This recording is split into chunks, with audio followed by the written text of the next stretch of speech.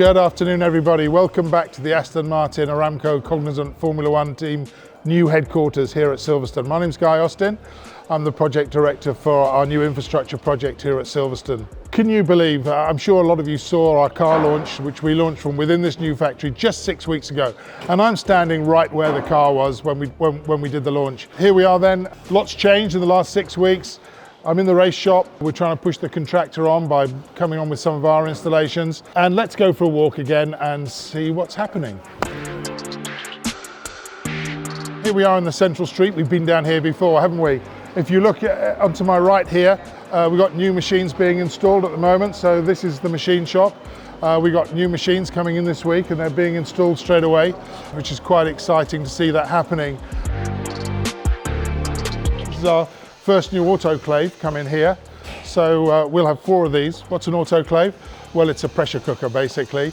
It's where we cook the carbon fiber under pressure and very high temperatures. So this is the first one of 4 coming in. We're buying two new ones and then 2 from the existing factory that are got to go away and be refurbished and then move in.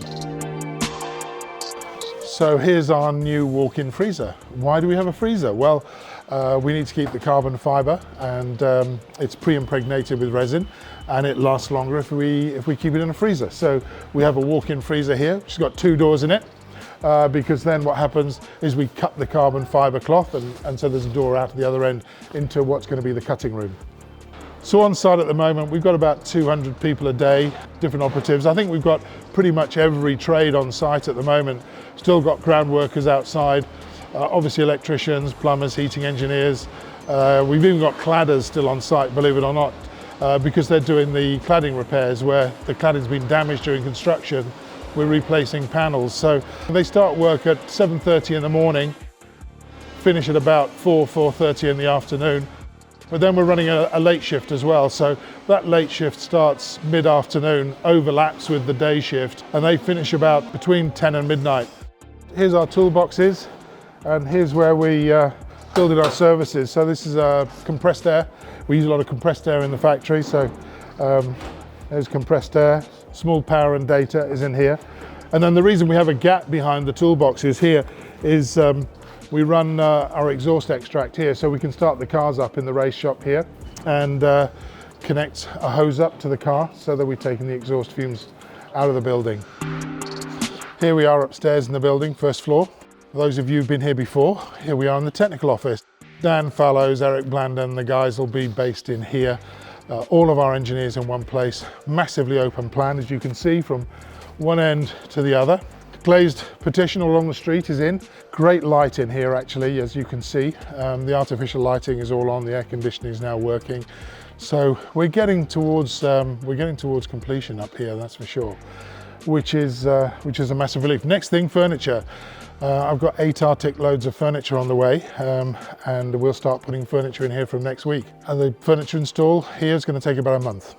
Further on then down through the technical office, on the left-hand side, we've got quite a large meeting room. That's for design reviews, which is quite important for getting all the engineers.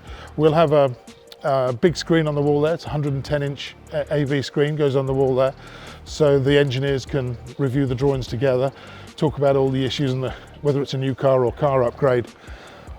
On the right-hand side here, we've got a meeting room, and then just beyond that is where Mike Krack, the team principal's office, is going to be.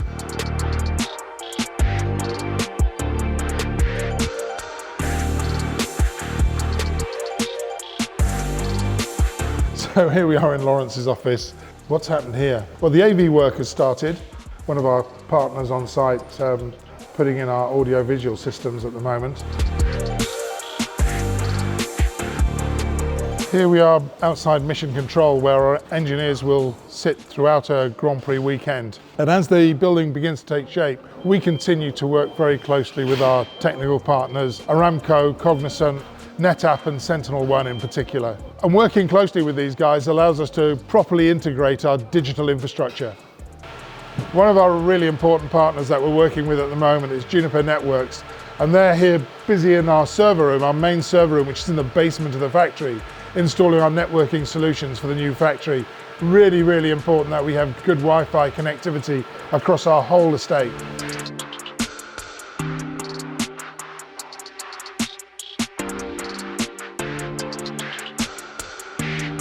Here we are on the wind tunnel site. I think we were last here in December, and things have changed massively since then. You can see some really heavy constructions taking place. Huge pours of concrete, masses of reinforcing steel have gone into these elements here behind me. We can talk a little bit more about them as we get into the building. So let's go and have a little closer look at some of what we've been doing. So it looks like we're building a modern Stonehenge with these big piles of concrete going in. So what are they for? This one here is where the rolling road sits. So when we test our model, it sits on a rolling road, and this is where the rolling road's going to sit. The other pillars that you can see behind it carry the wind tunnel tube itself. They're going to start work here. It's going to be like shipbuilding on this site come May when they start work. We're due to finish this third quarter 2024 next year, so we've still got a long way to go. Okay, so as we walk through here, on my left is where we're going to be manufacturing all the parts for the model. In particular, this big workshop here is where we'll be doing all our rapid prototyping. And upstairs here we have a dirty model shop where parts are trimmed and what have you. And then further on we have a clean model shop where the model's actually assembled before it goes into the wind tunnel itself. This is the control room for the wind tunnel. Now, you've been in mission control in building 1. This is a very similar environment here in the future for the engineers who will be looking after the wind tunnel tests right here.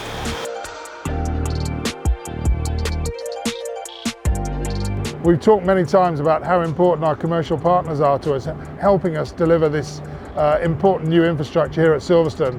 One of them throughout has been JCB, and you've seen their machines on site in the number of videos that we've done. They're still here today. We're still working with JCB, even though this one's painted blue and not the traditional yellow. Here we are in front of the existing building, which you may recall from previous videos. The next steps of development is to knock this down. Sad day, I looked after the construction of this for Eddie Jordan back in 1990. And then in June, July time, we'll start construction of the next building, which will sit in the middle here with our staff restaurant, gymnasium, simulator, etc. in it. So that's due to start in the summer and due to complete third quarter in 2024, about the same time as the wind tunnel. So with that, thanks for joining me again on site. I hope you found this interesting. If not, I guess there'll be lots of thumbs down, but hope you found this interesting, and we'll see you again next time. Hopefully whenever we do our next video, we'd have moved into the new building and you'll be able to see the team in its new home.